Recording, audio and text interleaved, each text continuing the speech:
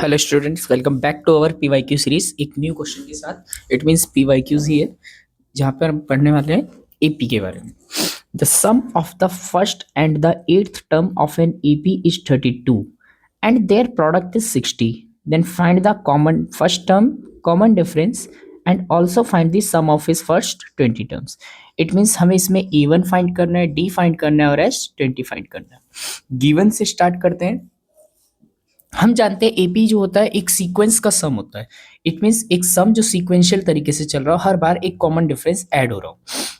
तो क्या हम एपी को कह सकते हैं ए प्लस वो a comma a plus d comma a plus 2d comma a plus 3d। Now if we observe first second third fourth term का फॉर्मूला है ए प्लस 3d, मतलब डी एक कम। थर्ड टर्म का formula है a plus 2d, एक कम D add करना होता है। It means a n is equal to a plus n minus 1 into d. Okay, इस हिसाब से हमारी अगर फर्स्ट टर्म ए है, तो एट्थ टर्म हो जाएगी a eight is equal to a plus 7d। Okay students, but we know that a1 plus a8 is equal to 32. The sum of the first and the eighth term is 32. और अब हम value put करते हैं तो a plus 7d is equal to 32. But we also know that a into a plus d 7d is equal to 60, because वो बोल रहा है and their product is 60। It means first term और eighth term का product 60 है। Equation first को अगर हम यूज करते हैं तो यहाँ से हम a प्लस 7d की वैल्यू निकाल लेते हैं, जो कि इक्वल हो जाएगी 32 माइनस ए की इक्वल 32 माइनस ए। इसको थोड़ा सा साइड लिख लेते हैं। a plus 7d is equal to 32 minus a. Okay students, now if we put it in the equation second, it means put in second. Okay, wait students, continue.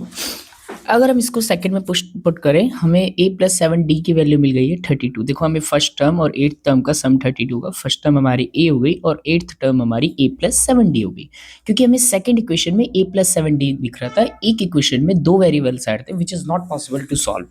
Okay, तो हमने first term से a plus 7d की complete value निकाल ली है short method के लिए।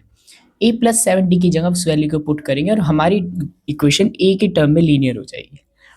Linear नहीं, quadratic रहेगी, बट वेरिएबल सिंगल रहेगा।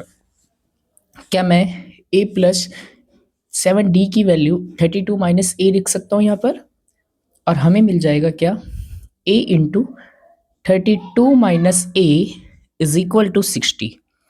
और जो सॉल्व होकर हमें मिलेगा 32a minus a square is equal to 60। अगर हम ए स्क्वायर LHS से RHS में प्लस में ले जाएं और 32 को भी LHS से RHS में माइनस में ले जाएं, तो पूरी इक्वेशन हमारी कुछ स्टैंडर्ड बन जाएगी। It means a square minus 32 plus 60 is equal to 0। Okay students, 32a। और हम जानते हैं ऐसी क्वाड्रेटिक इक्वेशंस को हम इस तरीके से सॉल्व करते हैं, कांस्टेंट टर्म को ए स्क्वायर के कोफिशिएंट से मल्टीप्लाई करते हैं। उसके बाद हम ऐसे प्रोडक्ट्स देखते हैं जो उनका प्रोडक्ट 60 हो बट उनका सम हमारा 32 हो, अगर हमारा प्रोडक्ट प्लस आ रहा है तो। यहाँ पर स्टूडेंट्स हम इक्वेशन को सॉल्व करेंगे, थोड़ा रश रहता है। A square minus 30a minus 2a is plus 60 is equal to 0। Okay, यहाँ पर हम देखते हैं अपने इक्वेशन को दो पेयर्स में। अब हमने इसको डिवाइड कर लिया, बट फर्स्ट पेयर में first term plus second term minus, और यहाँ पे फर्स्ट टर्म माइनस और सेकंड प्लस, जो इसका अपोजिट है। इट मीन्स यहाँ से हमें माइनस कॉमन निकालना पड़ेगा सो दैट माइनस की टर्म प्लस बन जाए और प्लस की माइनस सेम पेयर में आ जाए। ओके स्टूडेंट्स, क्या हम यहाँ से ए कॉमन निकाल सकते हैं और हमें ब्रैकेट में मिलेगा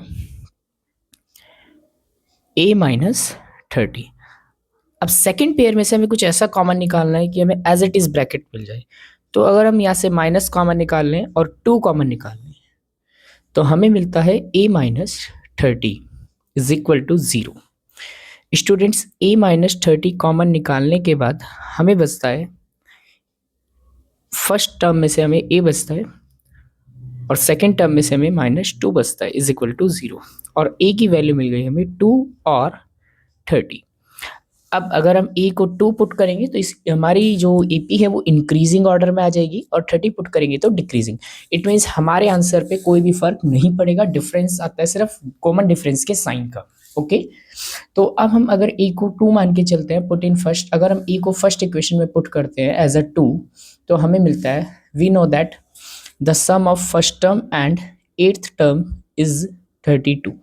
okay, first term plus eighth term का फॉर्मूला हो जाएगा a plus 7d is equal to 32, which is equal to 2a plus 7d is equal to 32। But first term हमने ऑलरेडी फाइंड कर लिया जो हमारी 2 आई थी, और हम इसको पुट करने वाले हैं 2 into 2 plus 7d is equal to 32, and 7d हमारा यहाँ से सॉल्व होकर आता है 32 minus 4, and d is equal to 28/7, जो कट के हमारा कॉमन डिफरेंस 4 आ जाएगा। देखिए स्टूडेंट्स, अगर हमने a को 2 लिया है, तो अगर हमने a 2 लिया है तो कॉमन डिफरेंस हमारा 4 आ रहा है, और हम a अगर 30 लेते हैं तो इंक्रीजिंग की जगह डिक्रीजिंग सीक्वेंस आ जाएगी और कॉमन डिफरेंस -4 बन जाएगा, जिसके क्वेश्चन हम आगे करने वाले भी। लास्ट से कोई टर्म निकालनी होती है तो हम अपनी AP को इन्वर्ट कर लेते हैं। बेटा हमारा a भी आ चुका है और d भी आ चुका है, हम अपने आंसर के बहुत पास हैं। हमें H20 निकालना था, क्योंकि a1 हमें मिल चुका है 2 और कॉमन डिफरेंस हमें मिल चुका है 30। H20 निकालना, it means number of terms हमारी 20 हो जाएंगी। We know that Sn is equal to n/2 bracket 2a plus n minus 1 into d. Instead of n हमें वहाँ पे 20 पुट करना पड़ेगा। H20 is equal to 20/2 bracket 2 into 2, हाँ जी, फर्स्ट टर्म हमारी 2 थी इसलिए हमने उसकी जगह 2 पुट किया a की जगह, plus 20 minus 1 into common difference जो हम जानते हैं हमने, और एक कॉमन डिफरेंस हमारा 4 आया था स्टूडेंट्स, सॉरी, कॉमन डिफरेंस जो हमने 4 अभी ऊपर कैलकुलेट किया था, इट मीन्स 4।